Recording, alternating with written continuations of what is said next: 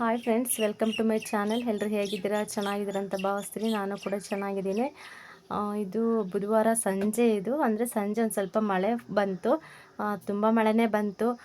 ಬಂದಿದ್ದು ಒಂದು 20 ನಿಮಿಷ, ಹಾಫ್ ಆನ್ ಅವರ್ ಆದರೂ ಕೂಡ ಬರ್ತಾ ಬರ್ತಾ ಜೋರೇ ಬಂದುಬಿಡ್ತು ಮಳೆ. ಅಷ್ಟು ಮಳೆ ಬಂತು. ನೋಡ್ತಾ ಇರ್ಬೋದು ಎಷ್ಟು ಚೆನ್ನಾಗಿ ಮಳೆ ಬರ್ತಾ ಇದೆ ಅಂತೇಳ್ಬಿಟ್ಟು. ಈ ಕಡೆ ಜಾಸ್ತಿನೂ ಬರ್ತಾ ಇಲ್ಲ, ಈ ಕಡೆನೂ ಬಿಡ್ತಾನೂ ಇಲ್ಲ, ಆ ಥರ ಇಟ್ಕೊಂಡ್ಬಿಟ್ಟಿತ್ತು ಮಳೆ. ಅದಂದರೆ ಬಿಳೆ ಮೋಡಕ್ಕೆ ಇಟ್ಕೊಳುತ್ತೆ ಅಂತಾರಲ್ಲ, ಆ ಥರ ಬಿಳೆ ಮೋಡಕ್ಕೆ ಇಟ್ಕೊಂಡ್ಬಿಟ್ಟಿತ್ತು ಮಳೆ ಮಾತ್ರ. ಸಖತ್ತು ಮಳೆ ಬಂತು. ನಾನಂದ್ರೆ ಜಾಸ್ತಿ ವಿಡಿಯೋ ಮಾಡಲಿಲ್ಲ ಅದನ್ನು. ಮತ್ತು ಕರೆಂಟ್ ಬೇರೆ ಹೋಗ್ಬಿಡ್ತು ಮಳೆ ಬಂದಿರೋದ್ರಿಂದ. ಗೊತ್ತಲ್ಲ, ಹಳ್ಳಿಯಲ್ಲಿ ಬೇಗನೆ ಕರೆಂಟ್ ತೆಗಿತಾರೆ ಅಂತ ಹೇಳ್ಬಿಟ್ಟು ನಾನು ಬುಧವಾರ ಬೆಳಗ್ಗೆಯಿಂದ ಏನು ವ್ಲಾಗ್ ಮಾಡಿರಲಿಲ್ಲ. ನಾನು ಸ್ವಲ್ಪ ಏನೋ ಕೆಲಸ ಇತ್ತು, ಕೆಲಸದ ಮೇಲೆ ಗಮನ ಕೊಟ್ಟಿದ್ದೆ, ವೀಡಿಯೋ ಮಾಡೋಕ್ಕಾಗಲಿಲ್ಲ. ಅದಕ್ಕೆ ನಾನು ಬುಧವಾರ ಸಾಯಂಕಾಲ ಮಳೆ ಬಂತಲ್ವ, ಅದು ಸ್ವಲ್ಪ ವೀಡಿಯೋ ಹಿಡಿತಾ ಇದ್ದೆ. ನನ್ನ ಮಗ ನೋಡ್ಬೋದು ಕೂತ್ಕೊಂಡು ಮಳೆ ನೋಡ್ಕೊಂಡು ಎಂಜಾಯ್ ಮಾಡ್ತಾ ಇರ್ತಾನೆ. ಮತ್ತು ಆ ಗನ್ ಇತ್ತಲ್ವ, ಗನ್ ತೊಗೊಂಡು ಶೂಟ್ ಮಾಡೋದು ಆ ಥರ ಎಲ್ಲ ಮಾಡ್ತಾ ಇರ್ತಾನೆ, ಆಟ ಆಡ್ತಾ ಇರ್ತಾನೆ. ಇದು ನೆಕ್ಸ್ಟ್ ಡೇ ಅಂದರೆ ಬೆಳಗ್ಗೆ, ಇವತ್ತು ಗುರುವಾರ ಬೆಳಗ್ಗೆ ಇದು ವ್ಲಾಗ್ ಬಂದುಬಿಟ್ಟು. ಬೆಳಗ್ಗೆ ಕೂಡ ಸ್ವಲ್ಪ ಹನಿ ಬಂತು, ಅಂದರೆ ಜಿಡಿ ಜಿಡಿ ಅಂತ ಹನಿ ಬರ್ತಾ ಇತ್ತು. ಮತ್ತು ಹೋಗ್ಬಿಟ್ಟು ಚಿಕ್ಕಮ್ಮರ ಮನೆ ಹತ್ರ ಹೂವಿನ ಗಿಡ ಇದೆ ಅಲ್ವಾ, ಹೂವು ಕಿತ್ಕೊಬಂದೆ ಗುರುವಾರನೇ ಅಂತೇಳ್ಬಿಟ್ಟು. ತುಂಬ ಹೂವು ಇದ್ದವು, ಸಖತ್ತು ಹೂವು ಬಿಡುತ್ತೆ. 3 ಗಿಡ ಇದ್ದಾವೆ, 3 ಗಿಡದಲ್ಲೂ ಕೂಡ ತುಂಬ ಹೂವು ಬಿಡುತ್ತೆ, ದಾಸವಾಳ ಹೂವು ಮಾತ್ರ. ಈಗ ಸೀಸನ್ ಅನಿಸುತ್ತೆ, ಎಲ್ಲಿ ನೋಡೋದು ಎಷ್ಟು ಮೊಗ್ಗಾಕಿರುತ್ತೆ ಗೊತ್ತಾ, ತುಂಬ ಚೆನ್ನಾಗಿ. ಈ ಮಳೆ ಬರೋದಕ್ಕೂ ಮತ್ತು ಹೂವು ಬಿಡೋದಕ್ಕೂ ಕೂಡ ತುಂಬ ಒಂಥರ ನೋಡೋಕೆ ಕೂಡ ಖುಷಿ ಆಗುತ್ತೆ. ಅವು ನೋಡ್ತಾ ಇದ್ರೆ ಕಿತ್ಕೊಳ್ಳೋಕ್ಕೆ ಮನಸ್ಸು ಬರೋಲ್ಲ, ಅಷ್ಟು ಚೆನ್ನಾಗಿ ಇತ್ತು. ನೋಡ್ಬೋದು, ನಾನು ಬುಧವಾರ ಸಾಯಂಕಾಲ ಎಲ್ಲ ಪೂಜೆ ಮಾಡಿದ್ದೆಲ್ವ, ಆಗಲೇ ಹೂವು ಎಲ್ಲ ಬಾಡೋಗಿತ್ತು. ದೇವ್ರ ಮುಖ ನೋಡೋಕೆ ಕೂಡ ಆಗ್ತಾಯಿಲ್ಲ, ಆ ಥರ ಆಗಿಬಿಟ್ಟಿತ್ತು. ಅದಕ್ಕೆ ಫಸ್ಟ್ ಇವತ್ತು ಬುಧವಾರನೇ ಬೆಳಗ್ಗೆನೇ ಪೂಜೆ, ಗುರುವಾರ ಅಲ್ವಾ, ಗುರುವಾರ ಬೆಳಗ್ಗೆನೇ ಪೂಜೆ ಮಾಡೋಣ ಅಂತ ಫಿಕ್ಸ್ ಆಗಿದ್ದೆ ನಾನು. ಯಾವಾಗಲೂ ನಾನು ಸಾಯಂಕಾಲದ ಹೊತ್ತೇ ನಾನು ನಿಧಾನಕ್ಕೆ ಪೂಜೆ ಮಾಡೋದು, ಬೆಳಗ್ಗೆ ಟೈಮ್ ಪೂಜೆ ಮಾಡ್ತಾ ಇರಲಿಲ್ಲಲ್ವ. ನೋಡೋಣ ಇವತ್ತು ಬೆಳಗ್ಗೆನೇ ಪೂಜೆ ಮಾಡೋಣ ಅಂತೇಳ್ಬಿಟ್ಟು ಯಾಕೆ ಮನಸ್ಸಿಗೆ ಅನ್ನಿಸ್ತು. ಅದಕ್ಕೆ ಫ್ರೆಶ್ ಅಪ್ ಆಗಿಬಿಟ್ಟು ಬಂದುಬಿಟ್ಟು ಎಲ್ಲ ದೇವರಿಗೆಲ್ಲ ಹೂವು ಮುಡಿಸ್ತಾ ಇದ್ದೀನಿ. ಮತ್ತು ಚಿಕ್ಕಮ್ಮ ರಜಾ ಹಾಕಿದ್ರು ಇವತ್ತು, ಯಾಕೆಂದರೆ ನೆನ್ನೆ ಬುಧವಾರ ಅಲ್ವಾ, ಬುಧವಾರ ಸಾಯಂಕಾಲ ಫುಲ್ಲು ಮಳೆ ಬಂತು. ಮತ್ತು ನೈಟ್ ಕೂಡ ಸ್ವಲ್ಪ ಮಳೆ ಬಂತು, ಹಾಗಾಗಿ ಕೆಲಸ ಇರಲಿಲ್ಲ ಅವ್ರಿಗೆ. ಅದಕ್ಕೆ ಬಿಡು, ಇರ್ತೀವಿ ಮನೇಲಿ ಇರ್ತೀನಿ ಸ್ವಲ್ಪ. ಅವ್ರಿಗೆ ಮನೆಯಲ್ಲೇ ರೇಷನ್ ಎಲ್ಲ ಖಾಲಿಯಾಗಿತ್ತು, ರೇಷನ್ ಎಲ್ಲ ತೊಗೊಂಬರೋಣ ಅಂತ ಮಾತಾಡಿಕೊಂಡು ಅವರು ಇಲ್ಲೇ ಇದ್ದರು. ಇನ್ನೇನು ನನ್ನ ಮಗನಿಗೆ ತುಂಬ ಖುಷಿ, ಅವ್ರ ಅಜ್ಜಿ ಮನೇಲಿದ್ರಂತೂ, ಅವನಿಗೆ ಆಟ ಆಡೋಕ್ಕೆ ಜೊತೆಗೆ. ಇನ್ನೇನು ಚಿಕ್ಕಮ್ಮ ಅವ್ನು ನೋಡ್ಕೊತಾ ಇದ್ದರು. ಇನ್ನೂ ಸ್ವಲ್ಪ ಹೊತ್ತು ಹೋಗ್ಬಿಟ್ಟು ನಾನು ಇನ್ನೂ ಸ್ವಲ್ಪ ಹೂವು ಕಿತ್ಕೊಬಂದೆ. ಇನ್ನೊಂದು ಗಿಡದಲ್ಲಿ ಜಾಸ್ತಿ ಇದು ಮೇಲೆ ಎಲ್ಲ ಇದು ಸಿಗ್ತಾನೆ ಇಲ್ಲ. ಆ ಕೊನೆ ಹಿಂಗೆ ಬಗ್ಸ್ಕೊಳೋಣ ಅಂದರೆ ಭಯ ಆಗುತ್ತೆ, ಮುರಿದೋಗುತ್ತೆ ಏನೋ, ಸುಮ್ಮನೆ ವೇಸ್ಟ್ ಆಗುತ್ತೆ ಗಿಡ ಅನ್ನೋ ಒಂದು ಇದಾಗುತ್ತೆ. ಅದಕ್ಕೆ ಎಷ್ಟು ಸಿಗುತ್ತೋ ಅಷ್ಟು ಕಿತ್ಕೊಬಂದೆ ನಾನು. ಶುಕ್ರವಾರ ಮಂಗಳವಾರ ಆದರೆ ಚಿಕ್ಕಮ್ಮ ಫುಲ್ಲು ಅವ್ರದ್ದು ಸ್ವಲ್ಪ ಜಾಸ್ತಿ ಪೂಜೆ ಮಾಡ್ತಾ ಇರ್ತಾರೆ, ಹಾಗಾಗಿ ಅವರು ಕೂಡ ಸ್ವಲ್ಪ ಕಿತ್ಕೊಳ್ತಾರಲ್ವ. ಇವತ್ತು ಗುರುವಾರ ಹಂಗಾಗಿರೋದ್ರಿಂದ ಅವ್ರಿಗೆ ಎಷ್ಟು ಬೇಕೋ ಅಷ್ಟು ಕಿತ್ಕೊಂಡು ಮಿಕ್ಕಿರೋ ಹಂಗೆ ಬಿಟ್ಟಿದ್ರು, ಯಾರಾದರೂ ಕಿತ್ಕೊಂಡು ಹೋಗಲಿ ಅಂತ ಹೇಳ್ಬಿಟ್ಟು. ಅದಕ್ಕೆ ನಾನು ಹೂವು ಬೇರೆ ನೋಡಿದ್ನಲ್ವ, ಯಾಕೋ ನನಗೆ ಮನಸ್ಸು ಅನ್ನಿಸ್ತು, ಬಿಡು ಬೆಳಗ್ಗೆನೇ ಪೂಜೆ ಮಾಡೋಣ ಅಂತೇಳ್ಬಿಟ್ಟು. ಅದಕ್ಕೆ ಹೋಗಿ ಅವನು ಕೂಡ ಕಿತ್ಕೊಬಂದೆ. ಅಂದರೆ ಮಲ್ಲಿಗೆ ಹೂವು ಅವೇನು, ಮಲ್ಲಿಗೆ ಸೇವಂತಿ ಅವೇನು ಸಿಗಲ್ಲ ಇಲ್ಲಿ. ಯಾರಾದರೂ ಅಪರೂಪಕ್ಕೆ ಹಿಂಗೆ ಮಾರ್ಕೊಬಂದರೆ ಮಾತ್ರ ಅವಾಗ ಸಿಗುತ್ತೆ. ಕೆಲವ್ರು ಬರ್ತಾರೆ ವಾರದಲ್ಲಿ, ಅಂದರೆ ಮಂಗಳವಾರ ಶುಕ್ರವಾರ ಹಂಗೆ ಬರ್ತಾ ಇರ್ತಾರೆ. ಅವರು ಸಿಟಿಲಿರೋ ರೇಟ್ಗಿಂತ ಡಬಲ್ ರೇಟ್ ಹೇಳ್ತಾ ಇರ್ತಾರೆ. ನಿಜವಾಗ್ಲೂ ಒಂದು 20 ರೂಪಾಯಿಗೆ ಒಂದಿಷ್ಟು ಒಂದು ಮೊಳ ಕೂಡ ಕೊಡೋಲ್ಲ, ಅಷ್ಟೊಂದು ಇದು ಮಾಡ್ತಾ ಇರ್ತಾರೆ. ನಮ್ಮೂರಲ್ಲಿ ಇದ್ದಾರೆ ಹೂ ಮಾರೋರು ಕೂಡ, ರೇಟಿಗೆ ತಗೊಳ್ಳೋದೇ ಬೇಡ ಅನ್ನಂಗೆ ಆಗ್ಬಿಡುತ್ತೆ, ಅಷ್ಟು ರೇಟ್ ಹೇಳ್ತಾ ಇರ್ತಾರೆ. ಅಂದರೆ ಹಬ್ಬಗಳಲ್ಲೆಲ್ಲ ಮಾಮೂಲಿ ತೊಗೊಳ್ಳೇಬೇಕಾಗುತ್ತೆ, ಅವ್ರು ಎಷ್ಟು ರೇಟ್ ಹೇಳ್ತಾರೆ ಅಷ್ಟೇ ರೇಟ್ ಕೊಟ್ಟು ತೊಗೋಬೇಕಾಗುತ್ತೆ. ಇನ್ನೇನು ಈ ಥರ ಹೂವು ಕೂಡ ದೇವ್ರಿಗೆ ಇಷ್ಟ ಅಲ್ವಾ, ಏನು ಮೋಸ ಇಲ್ಲ ಪಾಪ. ಹೂವು ಇಟ್ಟು ಪೂಜೆ ಮಾಡಿದ್ರೂ ಆ್ಯಕ್ಸೆಪ್ಟ್ ಮಾಡ್ತಾರೆ, ಹೂವು ಇಲ್ದಿರೋದು ಸುಮ್ಮನೆ ಒಂದು ಊದಿನ ಕಡ್ಡಿ ಹಚ್ಚಿದ್ರು ಕೂಡ ನಮ್ಮನ್ನ ದೇವ್ರು ಆ್ಯಕ್ಸೆಪ್ಟ್ ಮಾಡ್ತಾರೆ. ಅಂದರೆ ಭಕ್ತಿ ಅನ್ನೋದು ನಮ್ಮ ಮನಸ್ಸಲ್ಲಿದ್ದರೆ ಅಷ್ಟೇ ಸಾಕು ಅಂತ ಹೇಳ್ಬೋದು. ಮತ್ತು ಸಿಕ್ಕಾಗ ಹೂವು ಇಡಬೇಕು, ಪೂಜೆ ಮಾಡಬೇಕು. ಸಿಗದಿದ್ದಾಗ ಅಟ್ಲೀಸ್ಟ್ ಭಕ್ತಿಯಿಂದ ಒಂದು ಊದಿನ ಕಡ್ಡಿ ಹಚ್ಚಿದ್ರು ಕೂಡ ಆ ಭಕ್ತಿ ಇದ್ದೇ ಇರುತ್ತೆ. ಇನ್ನೇನಿದ್ವಲ್ವ, ಯಾಕೋ ಬೆಳಗ್ಗೆನೇ ನನಗೆ ಪೂಜೆ ಮಾಡಬೇಕಂತ ತುಂಬ ಮನಸ್ಸಿಗೆ ಅನ್ನಿಸ್ತಾ ಇತ್ತು. ಅದಕ್ಕೆ ಮಾಡಿಬಿಡೋಣ ಬಿಡು, ಸಾಯಂಕಾಲ ಸುಮ್ಮನೆ ದೀಪ ಒಂದು ಹಚ್ಚಿದ್ರೆ ಆಯ್ತು ಅಂತೇಳ್ಬಿಟ್ಟು ಎಲ್ಲ ಕೆಲಸ ಎಲ್ಲ ಮುಗಿಸಿ ನೆಲೆಲ್ಲ ಒರೆಸ್ಕೊಬಂದು ಎಲ್ಲ ಕ್ಲೀನ್ ಮಾಡಿಬಿಟ್ಟು ಮನೆಯೆಲ್ಲ ಮತ್ತು ಪೂಜೆಗೆ ಸ್ಟಾರ್ಟ್ ಮಾಡಿದೆ. ನನ್ನ ಮಗ ಅಂತೂ ಆಗಲೆಲ್ಲ ಬರ್ತಾನೆ ಇರ್ತಾನೆ, ಅವನ ಕಡೆನೇ ಒಂದು ಸ್ವಲ್ಪ ಧ್ಯಾಸ ನನಗೆ. ನೆಮ್ಮದಿಗೆ ಏನಾದರೂ ಮಾಡ್ಕೊಳೋಣ ಅಂದರೂ ಕೂಡ ಬಿಡಲ್ಲ, ಬರ್ತಾನೆ ಇರ್ತಾನಲ್ಲ. ಅದಕ್ಕೋಸ್ಕರ ಮಕ್ಕಳು ಕೂಡ ದೇವ್ರ ಸಮಾನ ಅಲ್ವಾ, ಆ ಥರ ಅನ್ನಬಾರ್ದು ಪಾಪ. ಬರ್ತಾ ಇರ್ತಾನೆ. ನಾನು ಮತ್ತೆ ಫೋನೆಲ್ಲ ತೊಗೊಳಕ್ಕೆ ಹಂಗೆಲ್ಲ ಟ್ರೈ ಮಾಡ್ತಾಯಿದ್ದೆ, ಅದಕ್ಕೆ ಮುಟ್ಬೇಡ ಕರೆಂಟ್ ಹೊಡೆಯುತ್ತೆ ಹಂಗೆ ಹಿಂಗೆ ಅಂತ ಎದುರಿಸಿ ಆ ಕಡೆ ಕಳಿಸ್ತಾ ಇದ್ದೀನಿ. ಕಳಿಸ್ಬಿಟ್ಟು ಇನ್ನೇನು ನಾನು ಸ್ವಲ್ಪ ಭಕ್ತಿಯಿಂದ ಪೂಜೆ ಮಾಡಿದೆ. ನಾನು ಮುಂಚೆ ನಿಜವಾಗ್ಲೂ ಫಸ್ಟಿಗೆ ನನಗೆ ಸಾಯಿಬಾಬಾ ಪೂಜೆ ಮಾಡಬೇಕಾದ್ರೆ ನಾನು ಎಷ್ಟು ಗಂಟೆಗೆ ಎದ್ದೇಳ್ತಿದ್ದೆ ನನಗೆ ಗೊತ್ತಿಲ್ಲ. ಅಂದರೆ ನಾನು ಬೆಂಗಳೂರಲ್ಲಿದ್ದೆ, ಗಾರ್ಮೆಂಟ್ಸ್ಗೆ ಹೋಗ್ತಾ ಇದ್ದೆ. ಆ ಟೈಮಲ್ಲಿ ಬೆಳಗ್ಗೆ 4 ಗಂಟೆ ಅಂದರೆ 4 ಗಂಟೆಗೆ ಎದ್ದೇಳ್ತಿದ್ದೆ. 3:30 ಅಂದರೆ 3:30ಗೆ ಎದ್ಬಿಡ್ತಾ ಇದ್ದೆ. ಆವಾಗ ಅಷ್ಟು ಹುಚ್ಚು ನನಗೆ. ದೇವಸ್ಥಾನಕ್ಕೆ ಹೋಗಬೇಕು ಮತ್ತು ಸಾಯಿಬಾಬಾ ಪೂಜೆ ಅಂದರೆ ನನಗೆ ಅಷ್ಟೊಂದು ಇದು. ಸುಮ್ಮನೆ ಮೈಂಡಲ್ಲಿ ಫಿಕ್ಸ್ ಮಾಡ್ಕೊಂಡ್ಬಿಟ್ಟಿದ್ದೆ ನಾನು. 3:30 4 ಗಂಟೆಗೆ ಎದ್ಬಿಟ್ಟು, ಅಂದರೆ ನಾನು ನಿಜವಾಗ್ಲೂ ನಂಬ್ತಿರೋ ಬಿಡ್ತಾರೆ, ನಾನು ಯಾವಾಗಲೂ ಬರೀ ಡೈಲಿ ತಣ್ಣೀರು ಸ್ನಾನನೇ ಮಾಡ್ತಿದ್ದೆ ನಾನು ಮುಂಚೆ. ತಣ್ಣೀರು ಸ್ನಾನ ಬಿಟ್ಟರೆ ನಾನು ಬಿಸಿನೀರು ಸ್ನಾನ ಅಂತೂ ಯೂಸೇ ಮಾಡ್ತಾ ಇರಲಿಲ್ಲ ನಾನು ಬೆಂಗಳೂರಿಗೆ ಹೋದಾಗಿಂದ. ಅಲ್ಲಿ ತಣ್ಣೀರು ಸ್ನಾನ ಎದ್ದ ತಕ್ಷಣವೇ ಸ್ವಲ್ಪ ಫೇಸ್ ವಾಶ್ ಮಾಡ್ಕೊಂಬಿಟ್ಟು, ಆಮೇಲೆ ನೆಲೆಲ್ಲ ಒರೆಸಿ, ಮತ್ತು ದೇವ್ರ ಮನೆಯೆಲ್ಲ ರೆಡಿ ಮಾಡಿಕೊಂಡು, ಆಮೇಲೆ ತಲೆ ಸ್ನಾನ ಮಾಡ್ಕೊಬಂದು, ತಣ್ಣೀರಲ್ಲೇ ಅಷ್ಟೊತ್ತಲ್ಲಿ ತಲೆ ಸ್ನಾನ ಮಾಡ್ಕೊಬಂದು ಪೂಜೆ ಮಾಡ್ತಾಯಿದ್ದೆ. ಪೂಜೆ ಮಾಡಿಬಿಟ್ಟು ಆಮೇಲೆ ನೆಕ್ಸ್ಟು ನಾನು ಕೆಲ್ಸಕ್ಕೆ ಹೋಗ್ಬೇಕಾಗಿತ್ತಲ್ಲ, ಟಿಫನ್ ಎಲ್ಲ ಮಾಡಿಕೊಂಡು, ಏನೋ ಒಂಥರ ಅದನ್ನ ಹೇಳೋಕ್ಕೆ ನನಗೆ ಆಗ್ತಾಯಿಲ್ಲ. ಅಷ್ಟು ಆ್ಯಕ್ಟಿವ್ ಆಗಿರ್ತಿದ್ದೆ, ಅಷ್ಟು ಶಾರ್ಪ್ನೆಸ್ ಇರ್ತಾಯಿದ್ದೆ. ತುಂಬ ಏನೋ ಆ ದೇವ್ರಂದ್ರೆ ಅಷ್ಟು ಭಕ್ತಿ. ಮತ್ತು ನಾನು ಹೋಗೋಷ್ಟೊತ್ತಿಗೆ ಸೀದಾ ಅಲ್ಲಿ ಸಾಯಿಬಾಬಾ ಟೆಂಪಲ್ ಇತ್ತು. ಸಾಯಿಬಾಬಾ ಟೆಂಪಲ್ ಹತ್ರ ಹೋಗ್ಬಿಟ್ಟು ಅಲ್ಲಿ ಸ್ವಲ್ಪ ಹೊತ್ತು ಕೂತ್ಕೊಂಡು ಪೂಜೆ ಎಲ್ಲ ಮುಗಿಸ್ಕೊಂಡು ಮತ್ತೆ ನಾನು ಗಾರ್ಮೆಂಟ್ಸ್ಗೆ ಹೋಗ್ತಾಯಿದ್ದೆ. ಆ ಥರ ಇರೋ ದಿನಗಳು ಕೂಡ ಇದ್ದಾವೆ. ಆ ಪೂಜೆಗೆ ಈ ಪೂಜೆಗೂ ತುಂಬ ವ್ಯತ್ಯಾಸ ಇದೆ. ನನಗೆ ಅನ್ಸುತ್ತೆ ಆ ಥರ ಎಲ್ಲ ಮಾಡಬೇಕು ಅಂತ. ಆದರೆ ಆ ಈ ಸಿಚುವೇಶನ್ ತುಂಬ ನಮಗೆ ಇದು ಕೊಡುತ್ತೆ. ಮದುವೆಗಿನ ಮುಂಚೆ ಮತ್ತು ಮದುವೆ ಆದಮೇಲೆ ಭಾಳ ಡಿಫ್ರೆಂಟ್ ಇರುತ್ತಲ್ವ, ಆ ಥರ. ಇನ್ನೇನು ಚಿಕ್ಕಮ್ಮ ಹೊಲದಲ್ಲಿ ಸೊಪ್ಪು ಕಿತ್ಕೊಬಂದಿದ್ರು. ಸೊಪ್ಪು ಮಾಡೋಣ ಅಂತ ಹೇಳಿದೆ. ಮತ್ತು ಸ್ಕೂಲ್ಗೆ ಬೇರೆ ಹುಡುಗರು ಬರ್ತಾಯಿದ್ರು. ಟೈಮ್ ಆಗುತ್ತೆ ಅಂತ ಕರೀತಾಯಿದ್ರು. ಮತ್ತು ಪಾಪ ಅವ್ರಿಗೆ ಹೋಗ್ಬಿಟ್ಟು ಪೆನ್ಸಿಲು ಇಲ್ಲ ಪೆನ್ನು ಏನಕ್ಕಾದ್ರೂ ಬರ್ತಾಯಿರ್ತಾರೆ, ಚಾಕ್ಲೇಟು ಏನಕ್ಕಾದರೂ. ಆ ಸ್ಕೂಲ್ ಇರೋದು 9 ಗಂಟೆಗೆ ಸ್ಟಾರ್ಟ್ ಆದರೆ ಈ ಹುಡುಗರು ಹೋಗೋದು 8:30 8 ಗಂಟೆಗೆ ಹೋಗ್ಬಿಡ್ತಾರೆ. ಹಳ್ಳಿ ಹುಡುಗರು ನಿಜವಾಗ್ಲೂ ಅಷ್ಟೇ. ಅವ್ರು ಸುಮ್ಮನೆ ಬ್ಯಾಗ್ ಹಾಕ್ಕೊಂಡು ತಿಂತಾರೋ ಇಲ್ವೋ ಗೊತ್ತಿಲ್ಲ, ಹೋಗ್ತಾ ಇರ್ತಾರೆ. ಸುಮ್ಮನೆ ಅಲ್ಲಿ ಹೋಗಿ ಫ್ರೀಯಾಗಿ ಆಟ ಆಡಬೇಕಲ್ವ, ಅದಕ್ಕೆ ಆಟ ಆಡೋಕೆ ಹೋಗ್ತಾ ಇರ್ತಾರೆ. ಇನ್ನೇನು ಅವ್ರನ್ನ ಕಳಿಸ್ಬಿಟ್ಟು ಮತ್ತೆ ಬಂದೆ. ಅಂಗಡಿಗೆ ಹೋಗ್ತಾ ಇರ್ತಾರೆ. ಹಂಗೆ ನೋಡ್ಕೊಂಬಿಟ್ಟು ಮತ್ತು ಸೊಪ್ಪು ಕೊಟ್ಟಿದ್ರು, ಸೊಪ್ಪಾದರೂ ಮಾಡೋಣ ಸಿಂಪಲಾಗಿ ಅಂತ ಹೇಳ್ಬಿಟ್ಟು ಇಷ್ಟೇ. ಒಂದೆರಡು ಈರುಳ್ಳಿ, ಒಂದು 4 ಹಸಿಮೆಣ್ಸಿನ್ಕಾಯಿ ತೊಗೊಂಡೆ. ಹಸಿಮೆಣ್ಸಿನ್ಕಾಯಿ ಸ್ವಲ್ಪ ಖಾರ ಇದ್ದರೆ ಚೆನ್ನಾಗಿರುತ್ತೆ ಅಂತ ಹೇಳಿಬಿಟ್ಟು ಜಾಸ್ತಿನೇ ತೊಗೊಂಡೆ. ಮತ್ತು ಸೊಪ್ಪು ಬಂದುಬಿಟ್ಟು ಎಲ್ಲರೂ ಒಂಥರ ಡಿಫ್ರೆಂಟ್ ಥರ ಮಾಡ್ತಾರೆ. ನಾನು ಬಂದುಬಿಟ್ಟು ಸಿಂಪಲ್ಲಾಗೆ ಇದೇ ಥರನೇ ಮಾಡಿದೆ. ಏನಿಲ್ಲ, 2 ದೊಡ್ಡ ಈರುಳ್ಳಿ ತೊಗೊಂಡಿದ್ದೆ, ಒಂದು 4 ಹಸಿಮೆಣ್ಸಿನ್ಕಾಯಿ ತೊಗೊಂಡಿದ್ದೆ ಅಷ್ಟೇ. ನಿಜವಾಗ್ಲೂ ಎಷ್ಟು ಟೇಸ್ಟಿಯಾಗಿರುತ್ತೆ ಅಂದರೆ ನಿಜವಾಗ್ಲೂ ಸೂಪರಾಗಿರುತ್ತೆ ಸೊಪ್ಪು ಮಾತ್ರ. ನಾವು ಯಾವಾಗಲೂ ಇಷ್ಟೇ, ನಮ್ಮ ಚಿಕ್ಕಮ್ಮ ಆಗಲಿ ನಾನಾಗಲಿ. ಇನ್ನು ಇದಕ್ಕೆ ಕಾಯಿ ತುರಿ ಹಾಕ್ತಾರೆ ಮತ್ತು ಬೆಳ್ಳುಳ್ಳಿ ಎಲ್ಲ ಹಾಕಿ ಮಾಡ್ತಾರೆ. ಬೆಳ್ಳುಳ್ಳಿ ಕೂಡ ಇತ್ತು, ನಾನು ಹಾಕಲಿಲ್ಲ. ಮತ್ತು ಕಾಯಿ ಅಂತೂ ನನ್ನ ಹತ್ರ ಇರಲಿಲ್ಲಲ್ವ, ಅದಕ್ಕೆ ನಾನು ಹಾಕಲಿಲ್ಲ. ಇರೋದ್ರಲ್ಲೇ ಹಾಕ್ಕೊಂಡು ಮಾಡಿದೆ. ನಿಜವಾಗ್ಲೂ ತುಂಬ ಚೆನ್ನಾಗಿತ್ತು. ಈಗ ತರಕಾರಿದಂತೂ ನಮಗೆ ಸ್ವಲ್ಪ ಕಡಿಮೆ, ಏನು ಅಷ್ಟೊಂದು ಇದು ಅನ್ನಿಸ್ತಾ ಇಲ್ಲ. ಯಾಕೆಂದರೆ ಇವಾಗ ಮಳೆ ಬಂದಿರೋದ್ರಿಂದ. ಮತ್ತು ತೋಟದಲ್ಲೆಲ್ಲ ಸ್ವಲ್ಪ ತರಕಾರಿ ಹಾಕಿರ್ತಾರೆ. ಚಿಕ್ಕಮ್ಮನೂ ಕೆಲ್ಸಕ್ಕೆ ಹೋಗ್ತಾರಲ್ವ, ಅಲ್ಲಿಂದನೇ ತೊಗೊಂಬರ್ತಾರೆ. ಮತ್ತು ಸೊಪ್ಪು ಎಲ್ಲ ಫ್ರೀಯಾಗೆ ಸಿಗುತ್ತೆ ಇಲ್ಲಿ. ಒಂದು ಸತಿ ಚಿಕ್ಕಮ್ಮ ತೊಗೊಂಬಂದರೆ ಒಂದು ಮಡ್ಲಿಗೆಲ್ಲ ಕಟ್ಕೊಂಬಂದುಬಿಡುತ್ತೆ ಸೊಪ್ಪು. ಎಲ್ರಿಗೂ ಕೊಡ್ತಾಯಿರ್ತಾರೆ, ನೀವು ಮಾಡ್ಕೊಳ್ರಿ ಅಂತ. ಆ ಸೊಪ್ಪಿಂದ ಮಸ್ಸೊಪ್ಪು ಮಾಡ್ಕೊಬೋದು, ಈ ಥರ ಪಲ್ಯ ಮಾಡ್ಕೊಬೋದು, ಸುಮ್ಮನೆ ಈ ಥರ ಫ್ರೈ ಕೂಡ ಮಾಡ್ಕೊಬೋದು, ಇಲ್ಲ ಬೇಳೆ ಎಲ್ಲ ಹಾಕ್ಬಿಟ್ಟು ಬಸ್ಸಾರು ಮಾಡ್ಕೊಬೋದು, ಏನಾದರೂ ಮಾಡ್ಕೊಂಡು ತಿನ್ಬೋದು. ತುಂಬ ಒಳ್ಳೆಯದು. ಈ ಥರ ಎಲ್ಲ ನ್ಯಾಚುರಲಾಗೆ ಸಿಗ್ತಾಯಿದೆ ನಮಗೆ. ಮತ್ತು ಇವಾಗ ಈರುಳ್ಳಿ ಸ್ವಲ್ಪ ರೇಟ್ ಜಾಸ್ತಿ ಅಲ್ವ, ಈರುಳ್ಳಿ ತೊಗೊಂಡಿರೋದು. ಮತ್ತು ಈರುಳ್ಳಿ ಎಲ್ಲ ಹಾಕಿದ್ದಾರೆ, ಇನ್ನೂ ಅವು ಬಂದಿಲ್ಲ ಅನಿಸುತ್ತೆ. ಮತ್ತು ಈರುಳ್ಳಿ ಕೀಳೋಕ್ಕೆಲ್ಲ ಹೋಗುತ್ತಲ್ವ, ಅವಾಗೆಲ್ಲ ಸ್ವಲ್ಪ ಹೋಗಿರೋರ ಹತ್ರ ಎಲ್ಲ ಅವರು ಕೊಟ್ಟಿರ್ತಾರೆ, ಅವರೇ ಕೊಡ್ತಾರೆ. ಇವ್ರು ಏನೋ ಥರ ತೊಗೊಂಬರಲ್ಲ, ಕೊಡ್ತಾರಲ್ವ, ತೊಗೊಂಬಂದು ಎಲ್ಲ ಸ್ವಲ್ಪ ಒಂದಿನ ಒಬ್ರಿಗೆ ಹೋದರೆ ಅವ್ರ ಹತ್ರ ಒಂದಿಷ್ಟು, ಮತ್ತು ಬೇರೆಯವ್ರಿಗೆ ಹೋದಾಗ ಅವ್ರ ಮನೇಲಿ ಒಂದಿಷ್ಟು ಎಲ್ಲ ತೊಗೊಂಬಂದು ಒಂದಿಷ್ಟು ಒಂದು ಚೀಲ ಈರುಳ್ಳಿ ಮಾಡಿಬಿಡ್ತಾರೆ ಎಲ್ಲ. ಮತ್ತು ನನಗೂ ನನ್ನ ತಂಗಿಗೂ ಮತ್ತು ನಮ್ಮ ಚಿಕ್ಕಮ್ಮನಿಗೂ 3 ಭಾಗ ಇಡ್ತಾರೆ. ಏನಾದರೂ ಒಂದು ಇದು ತೊಗೋಬೇಕಂದ್ರೆ 3 ಭಾಗ ಮಾಡೇ ಮಾಡ್ತಾರೆ. ಮತ್ತು ನನ್ನ ತಂಗಿಗೂ ಕಟ್ ಕಳಿಸುತ್ತೆ, ಮತ್ತು ನನಗೂ ಮತ್ತು ಚಿಕ್ಕಮ್ಮನಿಗೂ ಬೇಕಾಗುತ್ತಲ್ಲ, ಅವರು ಇಟ್ಕೋತಾರೆ ಆ ಥರ. ಇವಾಗ ಸ್ವಲ್ಪ ಸದ್ಯಕ್ಕೆ ಈರುಳ್ಳಿ ಏನೋ ಬೆಳೆ ಬಂದಿಲ್ಲ ಅಲ್ವಾ, ಅದಕ್ಕೆ ಸದ್ಯಕ್ಕೆ ಇವಾಗ ಟೊಮೊಟೊ, ಹಸ್ರುಗಾಯಿ ಮತ್ತು ಹೀರೆಕಾಯಿ, ಮಾಮೂಲಿ ತರಕಾರಿಗಳೆಲ್ಲ ಬೆಳೀತಾ ಇದ್ದಾರೆ ಈ ಕಡೆ ಸೈಡು. ಅವ್ರಿಗೆಲ್ಲ ಕೆಲ್ಸಕ್ಕೆ ಹೋಗುತ್ತಲ್ಲ, ಅವ್ನು ಸ್ವಲ್ಪ ಇಸ್ಕೊಂಬರ್ತಾ ಇರ್ತಾರೆ. ಸದ್ಯ ಒಂದು ತರಕಾರಿ ತೊಗೊಳ್ಳೋದು ತಪ್ತಾ ಇದೆ ನಮಗೆ, ಅದೊಂದು ಅದೃಷ್ಟ ಅಂತ ಹೇಳ್ಬೋದು. ಹೆಂಗೋ ಹಳ್ಳಿ ಜೀವನ ಹೆಂಗೆ ನಡ್ಸ್ಕೊಂಡು ಹೋಗ್ಬೋದು. ಬಟ್ ಸಿಟಿಯಲ್ಲಂತೂ ತುಂಬ ಕಷ್ಟ. ಸಿಟಿಲಿ ಒಂದಿಲ್ಲ ಅಂದ್ರೂ, ಒಂದು ಐಟಮ್ ಇಲ್ಲ ಅಂದರೂ ಕೂಡ ತುಂಬ ಕಷ್ಟ, ತುಂಬ ಪರದಾಡಬೇಕಾಗುತ್ತೆ. ನಾನು ತುಂಬ ಅನುಭವಿಸ್ಬಿಟ್ಟಿದ್ದೀನಿ ಆಗ್ಲೇನು.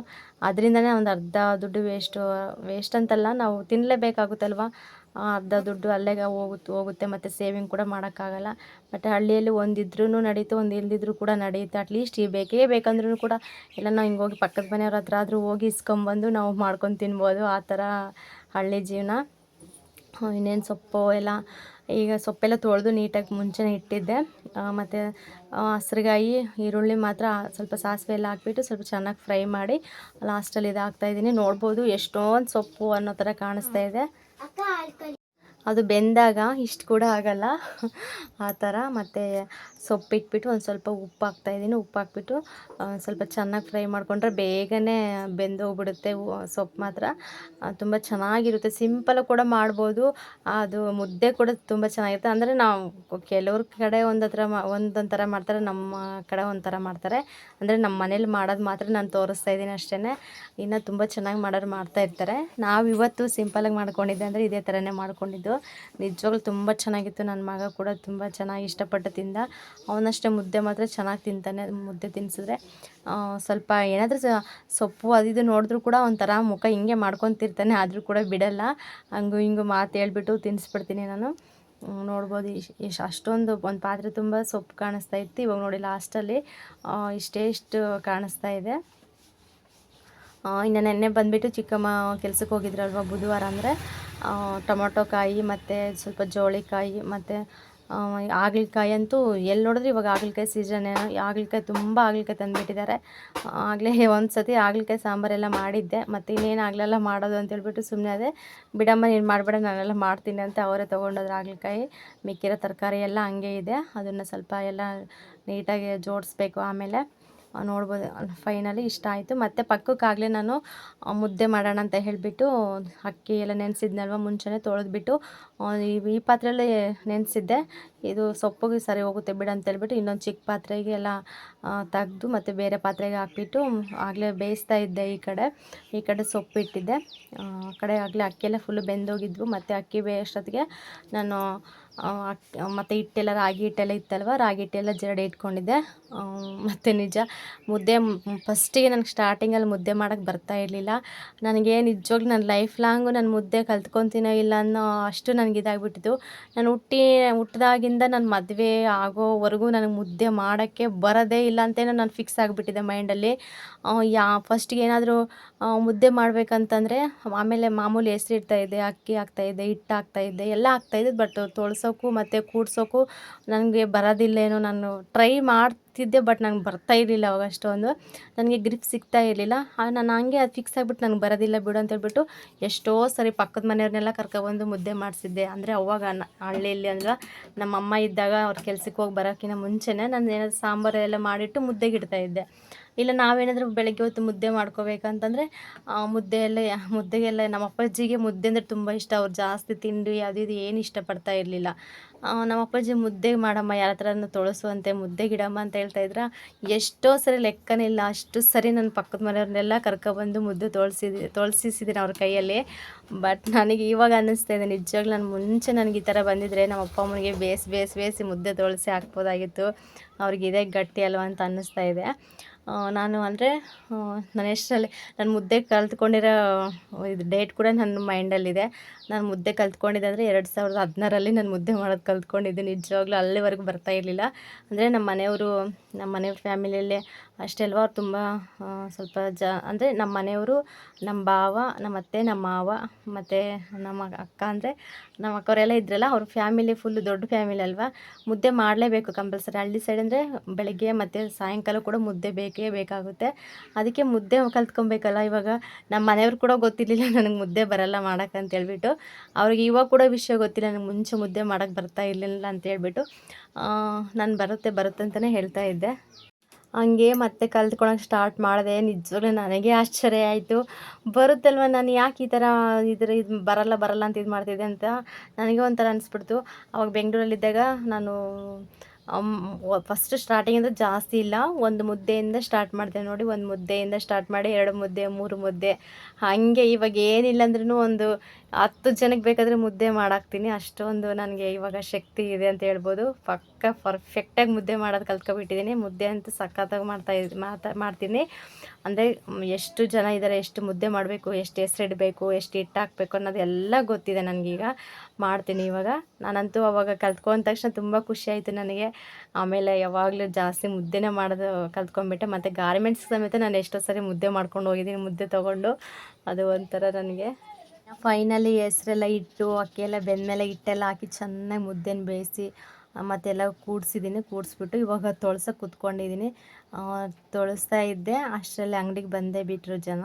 ಇನ್ನೇನು ಅಷ್ಟರಲ್ಲಿ ಚಿಕ್ಕಮ್ಮ ಕೂಡ ಬಂತು. ಚಿಕ್ಕಮ್ಮ ಬಂದುಬಿಟ್ಟು ಅವ್ರಿಗೆ ಕೊಡೋಕ್ಕೆ ಬರಲ್ಲಲ್ವ, ಅದಕ್ಕೆ ಬಾರಮ್ಮ ನಾನು ತೊಳಸ್ತೀನಿ, ಒಂದು ಸ್ವಲ್ಪ ಐತೆ, ಹೋಗ್ಬಿಟ್ಟು ಅವ್ರಿಗೆ ಏನು ಕೊಟ್ಟು ಹೋಗು ಅಂತ ಹೇಳಿ ನಾನು ಕಳಿಸ್ತಾರೆ. ನೋಡ್ಬೋದು ತುಂಬ ಬಿಸಿ ಇರುತ್ತೆ ಮುದ್ದೆ. ಇದು ಒಲೆಯಲ್ಲಿ ಮಾಡಿದ್ರೆ ಬೇಗನೆ ಮಾಡ್ಬೋದು, ಚೆನ್ನಾಗಿ ಮಾಡ್ಬೋದು. ಈ ಗ್ಯಾಸ್ ಮೇಲೆಲ್ಲ ನೀಟಾಗಿ ಕೂಡ್ಸ್ಕೊಳಕ್ಕೆ ಬರಲ್ಲ, ಮತ್ತು ಹಿಂಗೆ ತಿರ್ಗ್ಸೋಕ್ಕೂ ಬರಲ್ಲ, ಆ ಥರ ಆಗಿಬಿಡುತ್ತೆ. ಮೇಲೆ ಬೇರೆ ಗ್ಯಾಸು ಕಟ್ಟೆ ಮೇಲೆ ಬೇರೆ ಇರುತ್ತಲ್ವ, ಬಂಡೆ ಮೇಲೆ ಬೇರೆ ಇರುತ್ತಲ್ವ, ಅದು ಹೈಟ್ ಇರುತ್ತೆ, ಅದು ಸರಿಯಾಗಿ ಇಟ್ಕೊಳಕ್ಕೂ ಬರಲ್ಲ, ಏನಿಲ್ಲ, ಆ ಥರ ಅನಿಸ್ಬಿಡುತ್ತೆ ಒಂದೊಂದು ಸತಿ. ಅದಕ್ಕೆ ಕೆಳಗೆ ಇಳಿಸ್ಕೊಂಬಿಟ್ಟು ಆಮೇಲೆ ಚೆನ್ನಾಗೆಲ್ಲ ನಾದ್ಬಿಟ್ಟು ಇನ್ನೊಂದು ಸತಿ ಗ್ಯಾಸ್ ಮೇಲಿಟ್ಟು ಪ್ಲೇಟ್ ಮುಚ್ಚಿಬಿಟ್ಟು ಒಂದು 3 ನಿಮಿಷ 4 ನಿಮಿಷ ಹಂಗೆ ಸಿಮ್ಮಲ್ಲೇ ಚೆನ್ನಾಗಿ ಬಿಟ್ಬಿಟ್ರೆ ಅದು ಹಂಗೆ ಒಳಗೇ ಚೆನ್ನಾಗಿ ಬೇಯುತ್ತೆ. ಕೈಗೆ ಸಮೇತ ನಿಜವಾಗ್ಲೂ ಒಂಚೂರು ಅಂಟಲ್ಲ. ಪರ್ಫೆಕ್ಟ್ ಮುದ್ದೆ ಅಂದರೆ ಕೈಗೆ ಅಂಟಲೇಬಾರ್ದು, ಆ ಥರ ಇರಬೇಕು ಮುದ್ದೆ ಮಾತ್ರ. ಅದೇ ಥರನೇ ಮಾಡೋದು. ಆ ಥರ ಮಾಡಿದ್ರೆ ನಿಜವಾಗ್ಲೂ ಹೊಟ್ಟೆ ನೋವು ಬರಲ್ಲ, ಮತ್ತು ಮಕ್ಕಳಿಗೂ ಕೂಡ ಏನೂ ಆ ಥರ ಅನಿಸಲ್ಲ, ಮತ್ತು ದೊಡ್ಡರಿಗೂ ಕೂಡ ಅಷ್ಟೇ. ಕೆಲವು ಮುದ್ದೆ ಸ್ವಲ್ಪ ಬೇಯಲಿಲ್ಲ ಅಂತಂದರೆ ಹೊಟ್ಟೆ ಎಲ್ಲ ಗುಡು ಗುಡು ಅನ್ನೋದು, ಮತ್ತು ಮೋಷನ್ ಕೂಡ ಸ್ಟಾರ್ಟ್ ಆಗಿಬಿಡುತ್ತೆ, ಆ ಥರ ಆಗಿಬಿಡುತ್ತೆ ಒಂದೊಂದು ಸತಿ. ಇನ್ನೇನು ನೆಕ್ಸ್ಟ್ ಬರ್ತಾರೆ ಇವಾಗ ಚಿಕ್ಕಮ್ಮ ಬಂದುಬಿಟ್ಟು ಅಂಗಡಿಗೆ ಹೋಗಿ ನಾನು ಅಂಗಡಿ ನೋಡ್ಕೊಂಡೆ. ಚಿಕ್ಕಮ್ಮ ಇನ್ನೊಂದು ಸ್ವಲ್ಪ ಇತ್ತಲ್ವ, ಅವರು ಕೂಡ ಪಾಪ ಮುದ್ದೆ ಕಟ್ತಾಯಿದ್ದಾರೆ. ನಮ್ಮ ಚಿಕ್ಕಮ್ಮನ ಅಷ್ಟೇ ತುಂಬ ಕೆಲಸ ಮಾಡ್ತಾರೆ. ಇವರಷ್ಟೇ ಎಷ್ಟು ಜನಕ್ಕೆ ಅಡುಗೆ ಬೇಕಾದ್ರೂ ಮಾಡಾಕ್ತಾರೆ, ಅಷ್ಟೊಂದು ಇದೆ ಅವ್ರಿಗೆ. ಇನ್ನೇನು ಇವಾಗ ಶ್ರಾವಣ ಅಲ್ವ, ಶ್ರಾವಣ ಲಾಸ್ಟ್ನೇ ವಾರದಲ್ಲಿ ಇದು ನಾಗರ ಪಂಚಮಿ ಬರುತ್ತೆ. ನಾಗರ ಪಂಚಮಿಯಿಂದ ನೆಕ್ಸ್ಟ್ ಆ ಕಡೆ ಇದು ಗೌರಸಮುದ್ರ ಮಾರಮ್ಮ ಜಾತ್ರೆ ಅಂತ ಆಗುತ್ತೆ ನಮ್ಮೂರ ಸೈಡು. ಜಾತ್ರೆ ಮತ್ತು ಮಾರಮ್ಮನ ಹಬ್ಬ ಆಗಂತೂ ಎಷ್ಟು ಮನೆಗೆ ಒಂದೊಂದು ಬೇಟೆ ಎಲ್ಲ ಕಡಿತಾ ಇರ್ತಾರೆ, ಮತ್ತು ಮನೆಗೆ 2 ಬೇಟೆ ಕೂಡ ಕಡಿತಾರೆ. ಈ ಕಡೆ ಸೈಡೆಲ್ಲ ಅಷ್ಟು ಮಟನು, ಅಷ್ಟು ಮುದ್ದೆ, ಅಷ್ಟು ಸಾಂಬಾರು ಅಷ್ಟೊಂದು ಮಾಡಬೇಕು. ಮತ್ತು ಎಲ್ಲ ನೆಂಟರೆಲ್ಲ ಬಂದಿರ್ತಾರೆ. ಮತ್ತು ನಾನು ತಮ್ಮ ಬಂದುಬಿಟ್ಟು ಅವ್ನು ಕೆಲ್ಸಕ್ಕೆ ಹೋಗ್ತಾನಲ್ವ, ಅಲ್ಲಿ ಫ್ರೆಂಡ್ಸ್ ಎಲ್ಲ ಇರ್ತಾರೆ, ಮತ್ತು ಫ್ರೆಂಡ್ಸ್ನೆಲ್ಲ ಕಳಿಸ್ತಿರ್ತಾನೆ. ಅವ್ರಿಗೆ ಅಷ್ಟೊಂದು ಜನಕ್ಕೆ ನಿಜವಾಗ್ಲೂ ನಮ್ಮ ಚಿಕ್ಕಮ್ಮ ಎಷ್ಟು ಅಡುಗೆ ಮಾಡಿ ಬೇಯಿಸಿ ಹಾಕ್ತಾರೆ ಅಂದರೆ ಅಪ್ಪೊಬ್ಬ ಅವ್ರಿಗೆ ಅವ್ರು ನಿಜವಾಗ್ಲೂ ಅವ್ರಿಗೊಂದು ಅವನು ನಮಸ್ಕಾರ ಅಲ್ಲ, ಅವ್ರ ಕಾಲಿಗೆ ಬಿದ್ದರೂ ಕೂಡ ಅದು ಇದಾಗಲ್ಲ, ಅಷ್ಟು ಕೆಲಸ ಮಾಡ್ತಾಯಿರ್ತಾರೆ ಅವರು. ಒಂದು ನಿಮಿಷನೂ ಒಂದು ಸೆಕೆಂಡು ಕೂಡ ಸುಮ್ಮನೆ ಕೂತ್ಕೊಳ್ಳಲ್ಲ, ಟೈಮ್ ಕೂಡ ವೇಸ್ಟ್ ಮಾಡಲ್ಲ, ಏನಾದರೂ ಒಂದು ಮಾಡ್ತಾನೆ ಇರ್ತಾರೆ ಅವರು. ಅಷ್ಟೊಂದಿದು ನಮಗಂತೂ ಒಂದು ಕೆಲಸ ಮಾಡಿ ಸುಮ್ಮನೆ ಉಸ್ಸನ್ನು ಕೂತ್ಕೋಬೇಕು ಅಂತ ಅನ್ನಿಸ್ತಾ ಇರುತ್ತೆ. ಅಷ್ಟೊಂದು ನಾವು ಈಗಿನ ಇದರಲ್ಲಿ ಆಗ್ತಾ ಇರಲ್ಲ ಒಂದೊಂದು ಸತಿ. ಇವ್ರು ಆ ಥರ ಅಲ್ಲ, ಹಿಂದಿನ ಕಾಲದವರಾದರೂ ಕೂಡ ಎಷ್ಟು ಕೆಲಸ ಮಾಡ್ತಾರೆ, ಇವಾಗ ಎಷ್ಟು ಎನರ್ಜಿ ಆಗಿರ್ತಾರೆ ಗೊತ್ತಾ. ನಮ್ಮ ಚಿಕ್ಕಮ್ಮಂದು ಕೂಡ ನೋಡಿದ್ರೆ ಚಿಕ್ಕ ವಯಸ್ಸು ಅನಿಸುತ್ತೆ, ಬಟ್ ಅವ್ರಿಗಾಗಲೇ ಏಜ್ ಆದರೂ ಕೂಡ ಅವರು ಅಷ್ಟು ಗಟ್ಟಿಯಾಗಿದ್ದಾರೆ. ಅವರು ಏಜ್ ಆಗಿದೆ ಅಂತಲೇ ಅನಿಸಲ್ಲ ನಮಗೆ ನೋಡಿ, ನಮ್ಮ ಮಕ್ಕಳಾದರೂ ಕೂಡ ನಮಗೆ ಆಗಲಿ ಎಷ್ಟು ಏಜ್ ಆಗಿದೆ, ಅವರು ಕೂಡ ಎಷ್ಟು ಚೆನ್ನಾಗಿದ್ದಾರೆ ಅಂತ ನಾವು ಇದನ್ನು ಯಾವಾಗಲೂ ಕಾಮಿಡಿ ಮಾಡ್ಕೊಂಡು ಮಾತಾಡ್ಕೊಂಡು ನಗ್ತಾ ಇರ್ತೀವಿ. ನನ್ನ ತಂಗಿ ಬಂದಾಗ ಇನ್ನೇನು ಎಲ್ಲ ಕೆಲಸ ಎಲ್ಲ ಮುಗಿತು. ಅವ್ರು ಅಷ್ಟೇ ಯಾವಾಗಲೂ ಕ್ಲೀನಾಗಿ ಇಟ್ಕೊತ ಇರ್ತಾರೆ, ನೀಟಾಗಿ ಇರಬೇಕು ಅವರು ಕೂಡ. ಏನು ಇವಾಗ ಶ್ರಾವಣಗಳು ಸ್ಟಾರ್ಟ್ ಆಯ್ತಲ್ಲ, ಮತ್ತು ಹಬ್ಬಗಳೆಲ್ಲ ಇವಾಗ ಸ್ಟಾರ್ಟ್ ಆಗ್ತಾ ಇರ್ತವೆ, ಮನೆಗಳೆಲ್ಲ ಬಳ್ಕೋಬೇಕು ಇವಾಗ. ನಿಜವಾಗ್ಲೂ ಹಳ್ಳಿ ಸೈಡ್ ಮನೆಯೆಲ್ಲ ಕ್ಲೀನ್ ಮಾಡಿ ಮನೆಯೆಲ್ಲ ಬಳೆಯೋಷ್ಟೊತ್ತಿಗೆ ಯಪ್ಪ ಸಾಕಾಗೋಗುತ್ತೆ. ಒಂದೊಂದು ಸತಿ ಹಬ್ಬಗಳೇ ಯಾಕೆ ಬರ್ತಾವೆ ಅಂತ ಅನಿಸ್ಬಿಡುತ್ತೆ, ಅಷ್ಟು ಕೆಲಸ ಇರುತ್ತೆ. ಇಡೀ ಸಾಮಾನು ಎಷ್ಟು ಮನೆಯಲ್ಲಿ ಸಾಮಾನೆಲ್ಲ ಇರುತ್ತೆ ಅದೆಲ್ಲ ಹೊರಗಡೆ ಇಟ್ಟು, ಮತ್ತು ಮನೆಯೆಲ್ಲ ಕ್ಲೀನ್ ಮಾಡಿ, ಮತ್ತು ಒಂದು ಪಾತ್ರೆ ಸಮೇತ ಒಂದು ಲೋಟ ಸಮೇತ ಬಿಡಲ್ಲ, ಅಷ್ಟೆಲ್ಲ ಉಜ್ಜಿ ತಿಕ್ಕಿ ತೊಳೆದು, ಮತ್ತು ಬೆಡ್ಶೀಟೆಲ್ಲ ಒಗೆದು, ಯಪ್ಪ ಎಷ್ಟು ಕೆಲಸ ಇರುತ್ತೆ. ಫೈನಲಿ ನನ್ನ ಚಿಕ್ಕಮ್ಮ ಎಲ್ಲ ಮುದ್ದೆ ಮಾಡಿ ಅವರು ಕೂಡ ಊಟ ಹಾಕ್ಕೊಂಡು ಹೋದರೆ, ಇದು ನನ್ನ ಮಗನಿಗೆ ತಿನ್ನಿಸ್ತಾ ಇದ್ದೀನಿ. ಇಷ್ಟು ಮುದ್ದೆ ತಿನ್ನೋವರೆಗೂ ನಾನು ಬಿಡಲ್ಲ ಅವನು ಬೇಡ ಬೇಡ ಅಂದರೂ ಕೂಡ ಹಿಂದೆ ಹೋಗ್ಬಿಟ್ಟು ತಿನ್ನಿಸ್ತಿರ್ತೀನಿ, ಆದರೂ ಕೂಡ ಅವನು ಅಷ್ಟೇ ಇಷ್ಟಪಟ್ಟು ತಿಂತಾನೆ. ಇನ್ನು ಫೈನಲ್ ಊಟ ಎಲ್ಲ ಆಯಿತು, ಚಿಕ್ಕಮ್ಮಂದು ಊಟ ಆಯಿತು, ಅವ್ರ ಮನೆಗೆ ಹೋದರು. ಮನೆಗೆ ಹೋಗ್ಬಿಟ್ಟು ಟೈಮ್ ಬಂದುಬಿಟ್ಟು ಆಗಲೇ 10:30 ಆಗಿತ್ತು. ಮತ್ತು ಇಲ್ಲಿ ಚಿಕ್ಕಮ್ಮ ಇವ್ರು ಹೇಳೋಗ್ತಾರಲ್ಲ ಯಾವಾಗಾದ್ರೂ ಒಂದು ಸತಿ, ಅಲ್ಲಿ ಹೋಗ್ಬಿಟ್ಟು ಮೇವು ಹಾಕ್ಬರೋಣ ಅಂತ ಹೇಳಿ ಹೋಗ್ತಾಯಿದ್ದೀನಿ. ಇಲ್ಲಿ ನೋಡ್ಬೋದು ಮಳೆ ಬಂದಿರೋದ್ರಿಂದ ತುಳಸಿ ಬೀಜ ಇರುತ್ತಲ್ಲ, ಎಲ್ಲ ಮಳೆಗೆ ನೀರಲ್ಲೆಲ್ಲ ಕೊಚ್ಕೊಂಡು ಆ ಕಡೆ ಈ ಕಡೆ ಎಲ್ಲ ಹೋಗಿರ್ತಾವಲ್ಲ, ಎಲ್ಲಿ ನೋಡಿದ್ರು ಬರೀ ತುಳಸಿ ಗಿಡನೇ ಹುಟ್ಟಿದ್ವು. ಮತ್ತು ಇದು ಹಳ್ಳಿ ಸೈಡ್ ಇವಾಗ ಗಾಳಿ ಮಳೆ ಜೋರಿದೆ, ಸ್ವಲ್ಪ ಗಾಳಿ ಜಾಸ್ತಿ ಇದೆ, ಮಳೆಗಿಂತ ಗಾಳಿ ಜಾಸ್ತಿ ಇದೆ ಅಲ್ವಾ. ಈ ಕಡೆ ಇವ್ರದ್ದು ತಡಕೆ ಎಲ್ಲ ಒಂಥರ ಬಿದ್ದೋಗ್ಬಿಟ್ಟಿತ್ತು ಫುಲ್ಲು, ಎಲ್ಲ ಕಡೆಗೆ ಗಾಳಿಗೆ ಗರಿಗಿರಿ ಎಲ್ಲ ಕಿತ್ಕೊಂಬಂದುಬಿಟ್ಟಿದ್ವಿ, ಆ ಥರ ಗಾಳಿ ಬಂದಿತ್ತು ಮೊನ್ನೆ ಕೂಡ ಒಂದು ಸತಿ. ಅದಕ್ಕೆ ಅವರೆಲ್ಲ ತೆಗೆದ್ಬಿಟ್ಟು ನೀಟಾಗಿ ಕಟ್ಟಿ ಇವಾಗೆಲ್ಲ ಜೋಡಿಸ್ತಾ ಇದ್ದಾರೆ. ನೋಡ್ಬೋದು ಇವ್ರ ಮನೆಯದು ಬಿಕ್ಕೆ ಹಣ್ಣಂತೂ ಎಷ್ಟು ಬಿಕ್ಕೆ, ಇವಾಗ ಕಾಯಿ ಅಲ್ವ, ಬಿಕ್ಕೆಕಾಯಿ ಅಂತೂ ತುಂಬ ಬಿಟ್ಟಿದ್ದಾವೆ, ಸುಮ್ಮನೆ ಗುಚ್ಚು ಬಿಟ್ಟಿದ್ದಾವೆ ಕಾಯೆಲ್ಲ, ಅಷ್ಟೊಂದು ಬಿಕ್ಕೆಕಾಯಿ ಬಿಟ್ಟಿದ್ದಾವೆ. ದೊಡ್ಡ ಮರ ಇದು, ಅದಕ್ಕೆ ಅವರೆಲ್ಲ ಸ್ವಲ್ಪ ಹಗ್ಗ ಮತ್ತು ಡ್ರಿಪ್ ವೈರೆಲ್ಲ ಹಾಕ್ಬಿಟ್ಟು ಆ ಕಡೆ ಸೈಡ್ ಕಟ್ಟಿದ್ದಾರೆ. ಕಟ್ಬಿಟ್ಟು ಬಿಟ್ಬಿಟ್ಟಿದ್ದಾರೆ, ಹಂಗೆ ಸ್ಟ್ರೈಟಾಗಿ ಹೋಗ್ಲಿ ಅಂತೇಳ್ಬಿಟ್ಟು. ನೋಡ್ಬೋದು ಇಷ್ಟೇ ಗರಿ ಇದ್ದಿದ್ದು ಪಾಪ, ಅದರಲ್ಲೇ ಅವ್ರು ಹಂಗೆ ಹಿಂಗೆ ಅಡ್ಜಸ್ಟ್ ಮಾಡಿ ಕಟ್ತಾ ಇದ್ದಾರೆ. ನೋಡಿ ತುಳಸಿ ಗಿಡ ಎಷ್ಟೊಂದು ಸುಮ್ಮನೆ ಒಂದೇ ಹತ್ರನೇ ಎಷ್ಟೊಂದು ಕಾಣಿಸ್ತಾ ಇದೆ ಸೊಸಿ ಎಲ್ಲ, ಮತ್ತು ದಾಳಿಂಬರಿ ಗಿಡ ತೋರಿಸಿದ್ನೆಲ್ಲ ಒಂದು ವೀಡಿಯೋದಲ್ಲಿ, ಆವಾಗ ಸ್ವಲ್ಪ ಚಿಕ್ಕ ಚಿಕ್ಕ ಕಾಯಿ ಇದ್ವು, ಇವಾಗ ಸ್ವಲ್ಪ ಸ್ವಲ್ಪ ಸೈಜ್ ಬರ್ತಾ ಇದ್ದಾವೆ. ಇವರಿಬ್ಬರು ಪಾಪ ನನಗೋಸ್ಕರ ಕಾಯ್ಕೊಂಡೇ ಇದ್ದಾರೆ. ಚಿಕ್ಕಮ್ಮ ಹೋಗ್ಬೇಕಾದ್ರೆ ಒಂದು ಸ್ವಲ್ಪ ಹಾಕೋಗಿರುತ್ತೆ, ಮತ್ತು ನಾನು ಹೋಗಿ ಒಂದು ಸ್ವಲ್ಪ ಹಾಕಿ ಬರ್ತೀನಿ. ನಾನು ಹೋದ ತಕ್ಷಣ ಆಗಲಿ ಗೊತ್ತಾಗ್ಬಿಡುತ್ತೆ ಅವ್ನು ನಮಗೇನೋ ಮೇವು ಹಾಕೋಕ್ಕೆ ಬಂದಿದ್ದಾರೆ. ಇನ್ನು ಅವಕ್ಕೂ ಕೂಡ ಮೇವು ಹಾಕ್ಬಿಟ್ಟು ಹೋದರೆ ಪಾಪ ಅದು ಒಂದು ಕೆಲಸ ಮುಗೀತು ಅಂತೇಳ್ಬಿಟ್ಟು ಹೋದೆ. ಮತ್ತು ಚಿಕ್ಕಮ್ಮ ಹೇಳೋಗಿರ್ತಾರೆ, ಇಂಥ ಜಾಗದಲ್ಲಿ ಇಟ್ಟಿದ್ದೀನಿ ನೋಡಮ್ಮ, ಒಟ್ಟು ಸ್ವಲ್ಪ ಹಾಕು ಅಂತ ಹೇಳೋಗ್ತಿರ್ತಾರೆ ಮುಂಚೆನೇ. ಅದಕ್ಕೆ ಇಲ್ಲಿ ಇಟ್ಟಿದ್ರು ಬಟ್ಟೆ ಹತ್ರ, ಅದಕ್ಕೆ ತಗೊಂಡೋಗಿ ಅವಕ್ಕೆ ಹಾಕ್ತಾಯಿದ್ದೀನಿ. ಹಾಕ್ಬಿಟ್ಟು ಬಂದೆ. ನೋಡ್ಬೋದು ಇಲ್ಲಿ ಕೂಡ ತುಳಸಿ ಬೀಜ ಎಲ್ಲ ಚೆಲ್ಬಿಟ್ಟು ಎಷ್ಟೊಂದು ತುಳಸಿ ಗಿಡ ಎಲ್ಲ ಹುಟ್ಟಿದ್ದಾವೆ. ಮತ್ತು ಇಲ್ಲಿ ಒಂದು ಚಿಕ್ಕಡೆಕಾಯಿ ಬಳ್ಳಿ ಕೂಡ ಹಾಕಿದ್ದಾರೆ ಚಿಕ್ಕಮ್ಮ. ಸೀದಾ ಚಪ್ರಕ್ಕೆ ಹೋಗ್ತಾ ಇದೆ ಬಳ್ಳಿ, ನೋಡ್ಬೋದು ಎಷ್ಟು ಎತ್ತರ ಹೋಗಿದೆ ಅಂತ ಆಗಲೇ ನೋಡಿಬಿಟ್ಟು. ಹಿಂಗೇ ಏನಾದರೂ ಒಂದು ಇವಾಗ ಹೀರೆಕಾಯಿ ಬಳ್ಳಿ ಆಗಲಿ, ಈ ಥರ ಚಿಕ್ಕಡೆಕಾಯಿದು ಬಳ್ಳಿ ಐಟಮ್ಮು ಇದು ತರಕಾರಿ ಇರುತ್ತಲ್ಲ, ಈ ಥರ ಹಾಕ್ಬಿಟ್ರೆ ನಿಜವಾಗ್ಲೂ ಎಷ್ಟಾದರೂ ಬಿಟ್ಟಾಗ ನಮಗೆ ತರಕಾರಿದೊಂದು ಕೊರತೆನೇ ಇರಲ್ಲ ಅಂತ ಹೇಳ್ಬೋದು. ಮತ್ತು ಚಿಕ್ಕಮ್ಮ ಏನು ಮಾಡ್ತಾರೆ ಅಂತ ನೋಡ್ಕೊಳೋಣ ಅಂತ ಬಂದೆ. ನೋಡ್ಬೋದು ಗಿಡ ಇದು ಇಷ್ಟಿದೆ, ಇಷ್ಟು ಚಿಕ್ಕ ಗಿಡ ಎಷ್ಟು ಹೂವು ಬಿಡುತ್ತೆ ಅಂದರೆ ನಿಜವಾಗ್ಲೂ ತುಂಬ ಹೂವು ಬಿಡ್ತಾ ಇರುತ್ತೆ. ನೋಡ್ಬೋದು ಮೊಗ್ಗ ಆಗಲೇ ಎಷ್ಟೊಂದು ಮೊಗ್ಗ ಹಾಕಿದೆ. ಇವನ್ನೆಲ್ಲ ನಾಳೆ ಬರುತ್ತೆ, ನಾಳೆ ಅಂದರೆ ಶುಕ್ರವಾರಕ್ಕೆ ಬರುತ್ತೆ ಪೂಜೆಗೆ ಇವು. ಪೂಜೆಗಂತೂ ಕಡಿಮೆ ಇರಲ್ಲ, ಅಷ್ಟು ಹೂವು ಬಿಡುತ್ತೆ. ಇದು ಸೆಂಟ್ರಲ್ಲಿ ಒಂದು ಸೀತಾಫಲ ಗಿಡ ಹುಟ್ಟಿದೆ, ಇದು ನೋಡ್ಬೋದು. ಇದು ಇನ್ನೊಂದು ದೊಡ್ಡ ಗಿಡ ಇದು. ಮತ್ತು ಇನ್ನೊಂದು ಕೂಡ ಗಿಡ ಇದೆ, ಇದು ಮೇಲೆ ಇದ್ದು ಹೂವು ಕಿತ್ಕೊಳ್ಳೋಕ್ಕಾಗಲಿಲ್ಲ. ಮತ್ತು ಮರ ಬಗ್ಸೋಣ ಅಂದರೆ ಮತ್ತು ಮುರಿದೋಗುತ್ತೆ ಕೊನೆ ಅಂತ ಹೇಳ್ಬಿಟ್ಟು ಸಾಕಂತ ನಾನು ಸ್ವಲ್ಪನೇ ಕಿತ್ಕೊಂಡು ಹೋಗಿದ್ದಿದ್ದು. ಈ ಕಡೆ ಬಂದುಬಿಟ್ಟು ಚಿಕ್ಕಮ್ಮ ಕೊತ್ತಂಬರಿ ಕಾಳೆಲ್ಲ ಬಿಸಿಲಿಗೆ ಹಾಕಿತ್ತು. ಸಾಂಬಾರು ಪುಡಿ ಖಾಲಿಯಾಗಿತ್ತಲ್ವ, ಅದಕ್ಕೋಸ್ಕರ ಇದು ನೋಡಿ ಚಪ್ಪರೆ ಬಿದ್ದೋಗ್ಬಿಟ್ಟಿತ್ತಲ್ಲ, ಅದಕ್ಕೆ ಗರಿ ಮತ್ತು ಗೂಟ ಎಲ್ಲ ಒಂದು ಹತ್ರ ಹಾಕಿದ್ದಾರೆ. ಅವತ್ತು ಎಲ್ಲ ಫುಲ್ಲು ಬೈಲು ಥರ ಕಾಣಿಸ್ತಾ ಇದೆ. ಇದು ಬಂದುಬಿಟ್ಟು ಒಂದು ಸ್ವಲ್ಪ ಹಸಿ ಸಾಂಬಾರು ಪೌಡ್ರು ಮತ್ತು ಹುರಿದಿರೋ ಸಾಂಬಾರು ಪೌಡ್ರಿಗೆ ತೊಗೊಂಡಿರೋದು. ಇದರಲ್ಲಿ ಡಿವೈಡ್ ಮಾಡಿ ಇಷ್ಟು KG ಇಷ್ಟಕ್ಕೆ ಅಂತ ಇದು ಮಾಡ್ತಾರೆ. ಅದಕ್ಕೆ ಸ್ವಲ್ಪ ಮಸಾಲೆ ಐಟಮ್ ಕೂಡ ಎಲ್ಲ ಹಾಕ್ಬಿಟ್ಟು ಮರದಲ್ಲಿ ಎಲ್ಲ ಬಿಸಿಲಿಗೆ ಇಟ್ಟಿದ್ದಾರೆ, ಚೆನ್ನಾಗಿ ಒಣಕೊಳ್ಳಿ ಅಂತೇಳ್ಬಿಟ್ಟು. ನೋಡ್ಬೋದು ಚಕ್ಕೆ, ಲವಂಗ, ಏಲಕ್ಕಿ ಮತ್ತು ಮರಾಠಿ ಮೊಗ್ಗು, ಮತ್ತು ಇನ್ನೂ ಏನೇನೋ ಇದ್ದು ಅವು ಆ ಥರ. ಇದು ಮಸಾಲೆ ಐಟಮ್ ಎಲ್ಲ ಬಿಸಿಲಿಗೆ ಹಾಕ್ಕೊಂಬಿಟ್ಟು ನೋಡಿ ಸುಮ್ಮನೆ ಕೂತ್ಕೊಳ್ಳಲ್ಲ, ಏನಾದರೂ ಒಂದು ಮಾಡ್ತಾಯಿರ್ತಾರೆ. ಆ ಬೀರಲ್ಲಿ ಬಟ್ಟೆಯನ್ನ ಎಲ್ಲ ನೀಟಾಗಿ ಮಡ್ಚಿಡೋಣ ಅಂತ ಹೇಳಿಬಿಟ್ಟು ಎಲ್ಲ ತೆಗ್ದಿದ್ರು. ಸುದೀಪ್ ಫಿಲಮ್ ಬಂದಿತ್ತು, ಸುದೀಪ್ ಮತ್ತು ರಕ್ಷಿತಾ ಜೋಡಿ ಫಿಲಮ್ ಬಂದಿತ್ತು. ಅದು ನೋಡಿಕೊಂಡು ಎಲ್ಲ ಬಟ್ಟೆ ಎಲ್ಲ ಮಡಿಸ್ತಾ ಇದ್ದಾರೆ. ಅವ್ರಿಗೆ ಎಷ್ಟು ಆಗುತ್ತೋ ಅಷ್ಟು ನೀಟಾಗಿ ಇಟ್ಕೊಳಕ್ಕೆ ಅವ್ರು ಟ್ರೈ ಮಾಡ್ತಾರೆ. ಪಾಪ ಸೊಸೆ ಬೇರೆ ಇನ್ನೂ ಬಂದಿಲ್ಲ, ಸೊಸೆ ಬಂದರೆ ಏನೋ ಅವ್ರಿಗೆ ಯಾವ ಥರ ಬೇಕೋ ಆ ಥರ ಅವರು ಕೂಡ ಇಟ್ಕೊತಾ ಇದ್ರೇನೋ. ಇನ್ನೂ ಮದುವೆ ಆಗಿಲ್ಲ ನನ್ನ ತಮ್ಮಂದು, ಅದಕ್ಕೆ ನಮ್ಮ ಚಿಕ್ಕಮ್ಮನಿಗೆ ಯಾವ ಥರ ಅನಿಸುತ್ತೋ ಆ ಥರ ಇಟ್ಕೊತಾ ಇರ್ತಾರೆ. ಈ ವಿಡಿಯೋ ಇಲ್ಲಿಗೆ ಎಂಡ್ ಆಗುತ್ತೆ ಫ್ರೆಂಡ್ಸ್. ಪ್ಲೀಸ್ ಇಷ್ಟ ಆದರೆ ಲೈಕ್ ಮಾಡಿ, ಕಮೆಂಟ್ ಮಾಡಿ, ಶೇರ್ ಮಾಡಿ. ಹಾಗೆ ಹೊಸಬ್ರು ಯಾರಾದರೂ ನನ್ನ ಚಾನಲ್ ನೋಡಿದ್ರೆ ಪ್ಲೀಸ್ ಸಬ್ಸ್ಕ್ರೈಬ್ ಮಾಡ್ಕೊಂಡು ನೋಡಿ. ಹಾಗೆ ನಾನು ವೀಡಿಯೋಸ್ ನೋಡಿದ್ರೆ ನಿಮ್ಗೆ ಏನು ಅನ್ನಿಸ್ತಾನೆ ಅದು ಕಮೆಂಟ್ ಸೆಕ್ಷನಲ್ಲಿ ತಿಳಿಸಿ. ಏನು ಇದಿಲ್ಲ, ಏನಾದರೂ ತಪ್ಪಿದರೆ ನಾನು ತಿದ್ಕೊಳ್ತೀನಿ. ಹಾಗೆ ಸಪೋರ್ಟ್ ಮಾಡಿ ಅಂತ ಕೇಳ್ಕೊಳ್ತಾ ಈ ವ್ಲಾಗ್ ಇಲ್ಲಿಗೆ ಎಂಡ್ ಮಾಡ್ತೀನಿ ಫ್ರೆಂಡ್ಸ್. ಎಲ್ರಿಗೂ ಬಾಯ್.